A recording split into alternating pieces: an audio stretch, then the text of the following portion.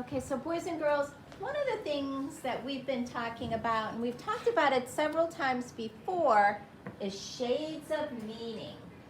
So shades of meaning are small differences among synonyms, which are words with the same meaning. Understanding the differences among words can help you better understand what you read.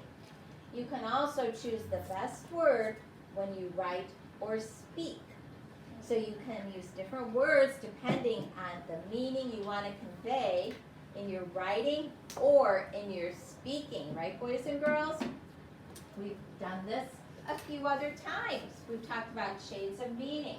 Now, two words may be similar, but one has a stronger meaning. For example, the wind might blow or it might gust. Gust has a stronger meaning. Synonyms can also have negative, positive, or neutral meanings. For example, a dog might be thin or skinny. Thin doesn't sound positive or negative, but skinny sounds negative. It has more of a negative meaning to it. So here are some examples. We have the word like I like pizza. But I could say I adore pizza. Which one seems stronger to you? Which one seems stronger? Adore. Adore. That one seems just more, it has a stronger meaning to it. Inexpensive or cheap. I bought an inexpensive purse. I bought a cheap purse. Which one seems to have more maybe of a negative meaning to it? Brody? Cheap. Cheap. Cheap sounds more negative than if I said I bought an inexpensive purse.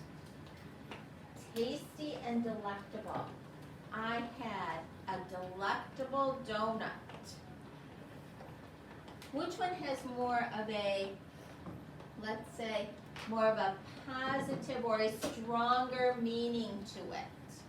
What do you think? Maddie? Tasty. I think it's Tasty. Have you ever heard the word delectable before? Oh, delectable. Delectable is something that's really super delicious. So if you really want to have a strong word for something that's really good, delectable is the way to go, boys and girls. So maybe that's a new word for you, is delectable. Uneventful or dreary.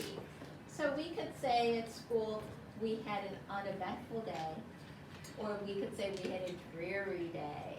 Now one of those has kind of a neutral meaning, and one of those words has a negative meaning.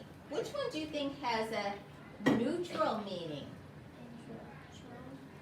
Uneventful or dreary? Uneventful. Kind of has a very neutral sort of meaning to it. It means just like kind of a normal day. Nothing happened. But if you went home and you said, oh, I had such a dreary day, that sounds kind of negative, doesn't it? It does not sound like a good day at all. Doesn't sound like a good day at all. So what we want to do is we have got a paper where you are going to have some words. And they have kind of got a continuum. This is the continuum. Here's the continuum. Continuum. We're not cutting anything out, so these aren't to cut out. But you're going to look at the words, and you're going to decide. You're going to go on the continuum. And we're going to try to figure out how we can put them from one part of the continuum to the other part of the continuum. And what I'm going to do is I'm going to let you work with a partner to figure them out. Where you're going to go and put them in order from one meaning to another. From kind of the weakest meaning to the strongest meaning. You're going to build them up in meaning. So I need my eagle of the day to help me. My eagle of the day. Now the copier did that thing again where yesterday was only copying, wasn't copying back to back. Follow behind.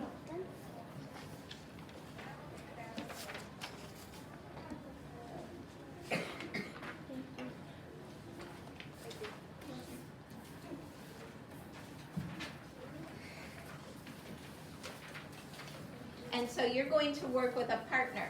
Now, when we work with a partner, we wear our mask for partners. Do you have your, okay? So we're gonna work with our partners. Do I get my